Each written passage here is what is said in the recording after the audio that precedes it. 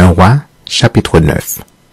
Lorsque Salomon eut achevé de bâtir la maison de l'Éternel, la maison du roi et tout ce qu'il lui plut de faire, l'Éternel apparut à Salomon une seconde fois comme il lui était apparu à Gabaon. Et l'Éternel lui dit, « J'exauce ta prière et ta supplication que tu m'as adressée. Je sanctifie cette maison que tu as bâtie pour y mettre à jamais mon nom, et j'aurai toujours là mes yeux et mon cœur.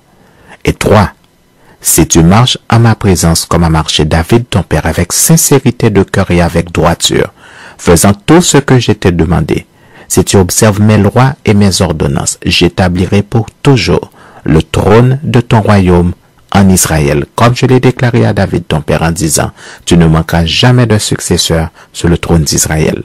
Mais, si vous vous détournez de moi, vous et vos fils, si vous n'observez pas mes commandements, mes lois que je vous ai prescrites, et si vous allez servir d'autres dieux et vous prosterner devant eux, j'exterminerai d'Israël, Israël du pays que je lui ai donné. Je rejetterai loin de moi la maison que j'ai consacrée à mon nom, et Israël sera un sujet de sarcasme et de raillerie parmi tous les peuples.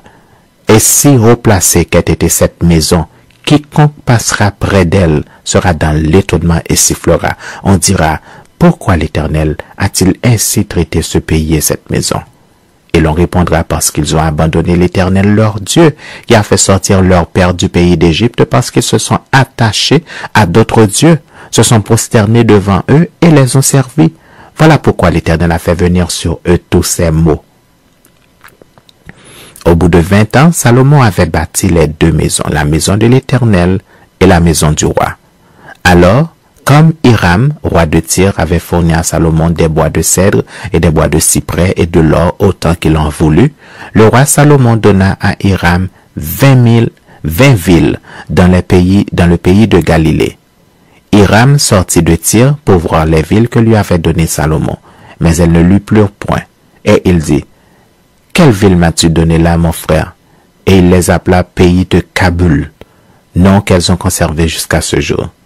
Hiram avait envoyé au roi 120 talents d'or.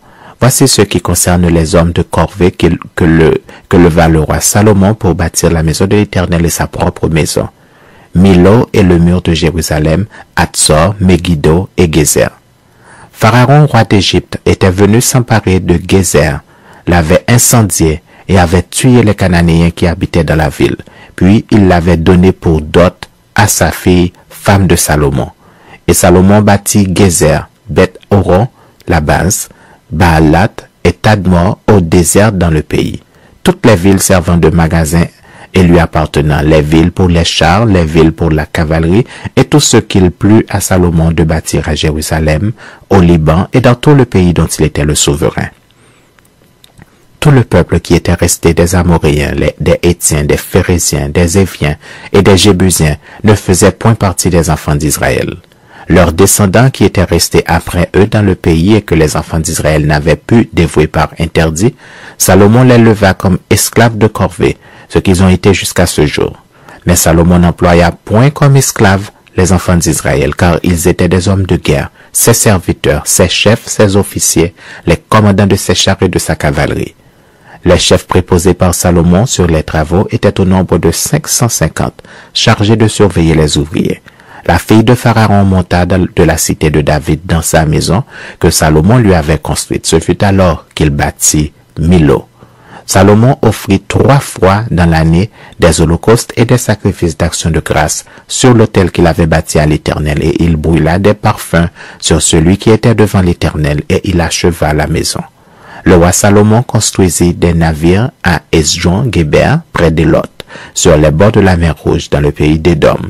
Et Hiram envoya sur ces navires auprès des serviteurs de Salomon, ses propres serviteurs, des matelots connaissant la mer. Ils allèrent à Ophir et ils y prirent de l'or, 420 talents qu'ils apportèrent au roi Salomon.